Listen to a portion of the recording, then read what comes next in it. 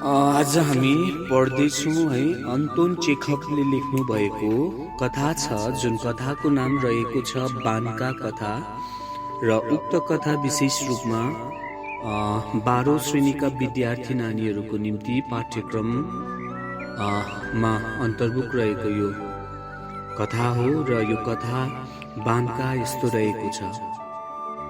9 वर्षको बानका 3 महिनादेखि अलियाखिम मोची कहाँ काम गर्थ्यो। भोलिपल्ट क्रिसमस थियो र आज राति बानका नसोती जागै बसिरहेको थियो। उसका मालिक र मालिकनी कहिले गिर्जा जान्छन् भनेर ऊ पर्खिरहेको थियो। उनीहरू बाहिर गएपछि बानकाले आलमरीबाट कलम र मसी झिक्यो। कलमको निपमा खिया लागेको थियो। उसले कुच्चिसकेको कागज लिएर चिठी लेख्न थाल्यो। तर पहिलो अक्षर लेख्नको अघि उसले डराएका आँखाले कतिपल्ट ढोका र झ्यालतिर हेर्यो। फेरि छेउका देउताको मूर्तिलाई र आलमारीभरि छरिएका जुत्ताका फर्माहरूलाई हेर्यो र त्यसपछि उसले गहिरो सास लियो। कागज टेबलमा फैलिएको थियो औ बानका मेचको छेउमा घुँडा टेकेर बसेको थियो। अब उसले चिठी लेख्न थाल्यो। प्यारो बाजे मकारिक, अर्थात् बानकाले आफ्नो प्यारो बाजे मकारिकलाई चिठी लेख्दैछ। जब उसको मालिक र मालिकनी गिर्जा जान्छन्, अर्थात् चर्च जान्छन्। अब म तपाईलाई यो चिठी लेखिरहेको छु। तपाईलाई बडा दिनको शुभकामना छ। ईश्वरले तपाईलाई सुखी राखुन्।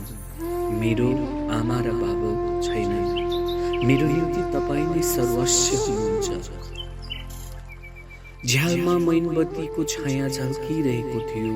बानकाले टाउको उठाएर झ्यालको ऐनामा हेर्यो र त्यहाँ आफ्नो बाजे मकारिकको चित्रको कल्पना गर्यो।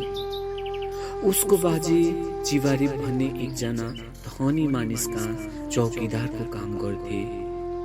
65 वर्षका बुढा मकारिक अग्ला र दुब्ला थिए, तर उनी खुबै फुर्तिला र कडा थिए। उनका आँखा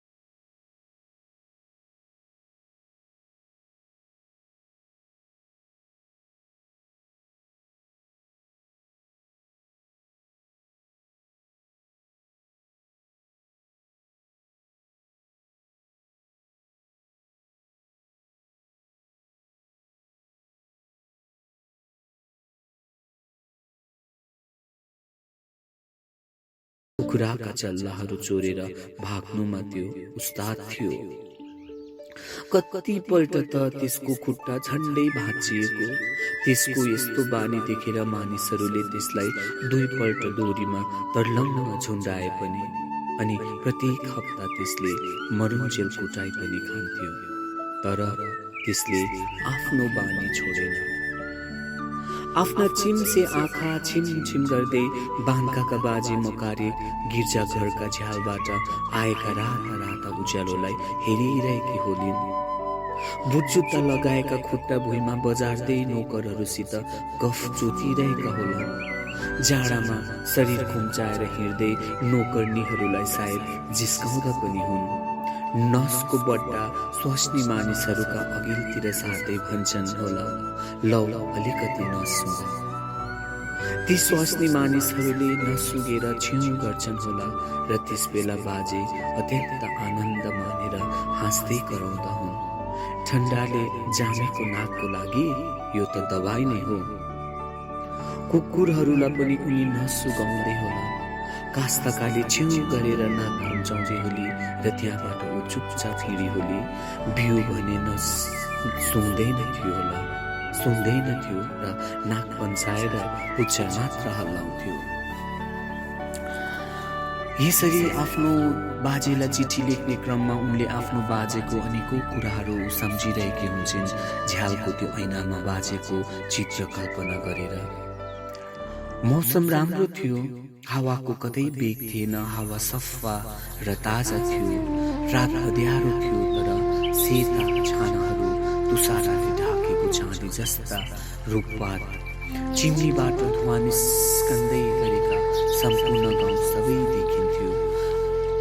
आकाशमा ताराहरू चम्किरहेका थिए औ आकाश अत्यन्त स्वस्थ देखिन्थ्यो, मानव अहिले नै त्यहाँ दशैंको निम्ति सफा गरेर चाँदीको पलिस लगाएको।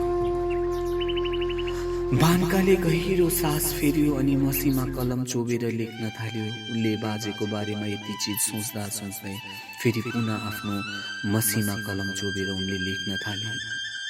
बाजे, हिजो राति मलाई साह्रै कुट्यो।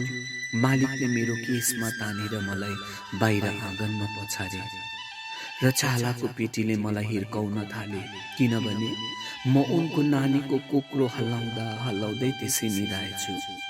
फेरि अस्तिको हप्ता मालिकले मलाई हेरिङ माछाको कत्ला झिक्न लाए औ मैले पुच्छरबाट कत्ला झिक्न थाले र मालिकले मेरा हातबाट माछा खोसेर त्यसको टाउको मेरो मुखमा दलिदिए। त्यहाँ मालिकका अरू जति काम गर्नेहरू छन् तिनीहरू पनि मलाई नै खिच्याउँछन्, भट्टीमा रक्सी लिन मलाई नै पठाउँछन् अनि मालिकले खाने काँक्रा चोर्न लाउँछन्। मालिकले चाल पाएपछि हातमा जे छ त्यसैले मलाई हिर्काउँछन्। मलाई राम्रो र पेट खान पनि दिँदैनन्। बिहान सुक्खा रोटी दिन्छन् अनि बेलुकी पनि उही सुक्खा रोटी नै दिन्छन्। मलाई चिया दिँदैनन्, चिया र कोपीको सुप उनीहरू मात्रै खान्छन्। मलाई ढोकाको छेउमा सुताउँछन् अनि उनको नानी जब रुन्छ मैले उठेर हल्लाउनु र सुताउनु पर्छ र म राम्ररी सुत्न पाउँदिन। मेरो प्यारो बाजे, मलाई यहाँबाट तपाईँ कहाँ लैजानुहोस्, मलाई लैजानुहोस्, म अब यो सब सहन सक्दिनँ। मेरो बाजे, म तपाईँलाई बिन्ती गर्छु, तपाईँसित हात जोड्छु, तपाईँको खुट्टा पर्छु, मलाई यहाँबाट लगिहाल्नुहोस्, नत्र म मर्नेछु। म भगवानसित सधैँ तपाईँको निम्ति प्रार्थना गर्नेछु। यसरी लेख्दा लेख्दै बानकाका आँखा आँसुले भरिएर उनी रुन थाल्यो औ उसले आफ्ना मैला हातले आँसु पुछ्यो। मैले केही बिगारे भने मलाई बेतले खुब कुट्नुहोस् भनेर उनले फेरि चिठी लेख्न थाले। फेरि बाजेलाई भन्न थाले चिठीमा, म तपाईँको नस पिसिदिउँला, तपाईँको निम्ति भगवानसित प्रार्थना गरिदिउँला।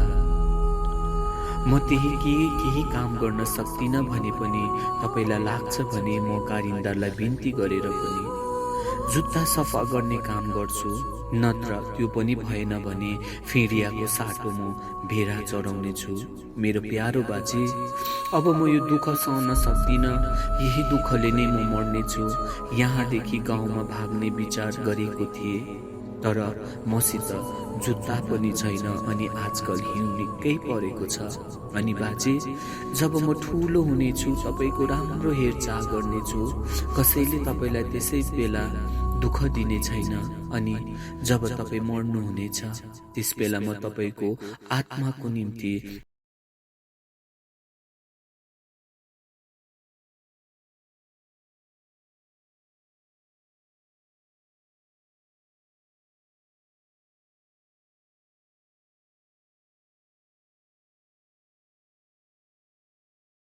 पत्रमा, मस्को त साह्रै ठुलो सहर छ बाजे, यहाँ त सबै ठुला ठुला रहिसका घरहरू छन्, भेडाहरू यहाँ छैनन् औ कुकुरले पनि यहाँ टोक्दैन।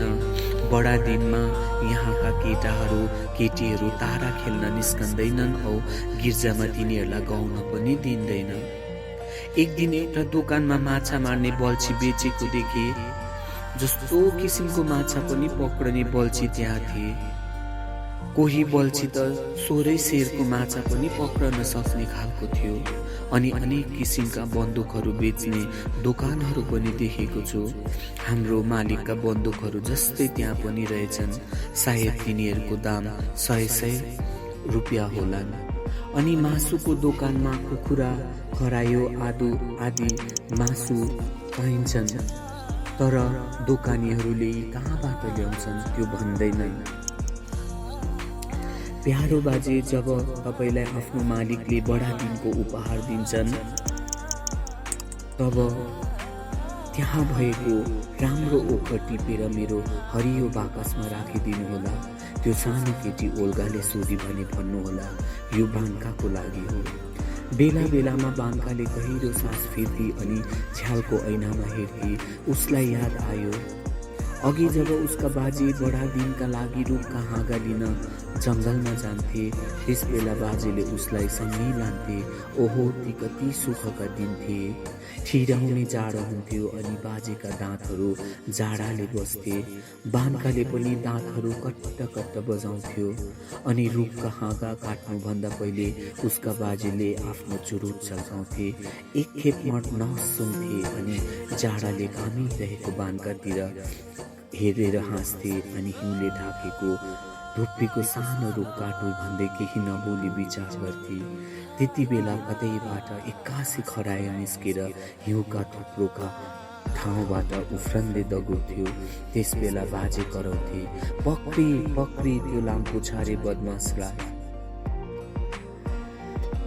यसरी बान्काले आफ्नो बाजेसँग बिताएको ती दिनहरू सम्झँदै अनि ती बाजेलाई पत्रहरू पनि लेख्दै फेरि पत्रमा लेख्न थाल्छ। प्यारो बाजे, म कहाँ चाँडो आउनुहोस्। म तपाईसित प्रार्थना गर्छु, मलाई यहाँदेखि लैजानुहोस्। म अभागी टुहुरीमाथि दया गर्नुहोस्। मलाई यिनीहरूले रात दिन कोर्छन् अनि म प्राय सधैँ भोकै रहन्छु। म कति दुखी छु तपाईलाई भन्न सक्दिनँ। म सधैँ रोएको हुन्छु। औ अस्ति जब मालिकले मेरो टाउकोमा लौरोले हिर्काए तब म भुइँमा लडेँ अनि त्यस बेला मलाई कस्तो लाग्यो भने म अब उठ्न सक्दिनँ होला। मेरो जीवन कुकुरको भन्दा पनि खराब छ। औ प्यारो बाजे, त्यहाँ भान्से र गाडीवानलाई पनि मेरो सम्झना सुनाइदिनु होला अनि मेरो बाजा कसैलाई पनि नदिनु होला। तपाईको नाति बान्का। प्यारो बाजे, चाँडै आउनुहोस्। यसरी बान्काले चिठी 4 लेखिसकेर त्यो चिठीलाई 4 दोबर पारेर पट्यायो अनि खाममा बन्द गर्यो। यो खाम उसले अघिल्लो दिन किनेर ल्याएको थियो। फेरि बान्काले एकछिन सोच्यो, फेरि मसीमा कलम चोगेर ठेगाना लेख्यो खामको बाहिर, मेरो प्यारो बाजेको गाउँ। फेरि सोच्यो अनि टाउको कनाउँदै लेख्यो, बाजे मकाले। उसलाई खुसी लाग्यो किनभने यो चिठी लेख्दा उसलाई कसैले रोकेन। ऊ खुसी भएर त्यहाँबाट उठ्यो, टोपी लायो अनि कमिजमाथि कोट पनि नलगाई बाहिर सडकमा कुद्यो। एक दिन कसैले बान्कालाई बताएको थियो कि चिठी लेटर बक्समा हाल्नुपर्छ औ त्यहाँदेखि गाडीले चिठीहरू लगेर सारा संसार बाँडिदिन्छ भनेर। बान्का दुगुर्दै नजिकैको लेटर बक्सतिर पुग्यो औ उसले आफ्नो बहुमूल्य चिठी त्यहाँ हाल्यो। औ बान्का सुनौलो आशामा झुल्दै एकैछिनमा मिठो निन्द्रामा पर्यो। सपनामा बान्काले देख्यो उसको बाजेको नाङ्गो खुट्टा हल्लाउँदै भान्साघरमा भान्सेलाई एउटा चिठी पढेर सुनाइरहेको थियो। औ बिहुई कुकुर चाहिँ छेउमा पुच्छर हल्लाउँदै घुमिरहेको थियो र यतिमा नै कथाको अन्त्य भएको छ। तर बिचारा त्यो सोझो बान्काको त्यो चिठी कसरी पुग्न सक्ने होइन र त्यो बाजे मकारिक भएकोमा। चिठीमा उसलाई त्यो पनि थाहा थिएन कि ठेगाना लेख्नुपर्छ भन्ने। उसले त बिचारा आफ्नो मालिकनीले उसलाई जुन हेप्थे है त्यो कहानी सुनाएर आफ्नो बाजेलाई लिनु आउने अनुरोध गर्दै त्यो चिठीमा मेरो ठेगानामा मेरो बाजेको गाउँ बाजे मकारिक मात्र लेखेर उसले त्यो खाम लेटर बक्समा हालिदियो। तर त्यो पत्र उसको बाजे कहाँ नपुगेको यो दुःखद घटना हामी स्वयं पनि अनुभव गर्न सक्छौँ र यसरी कथाको अन्त्य हुन गएको छ। यसरी दुःखद लाग्दो एउटा बाङका एउटा सानो केटोले जुन एउटा धन्यत्य परिवारमा है मस्को सहरमा त्यो हेपाइ सहनु पर्यो, त्यो दुःखद लाग्दो कथालाई अन्तन चेखौज्यूले अति सुन्दर ढङ्गमा यो कथामा प्रस्तुत गरेका छन् र यतिमा कथा अन्त्य भएको छ। धन्यवाद।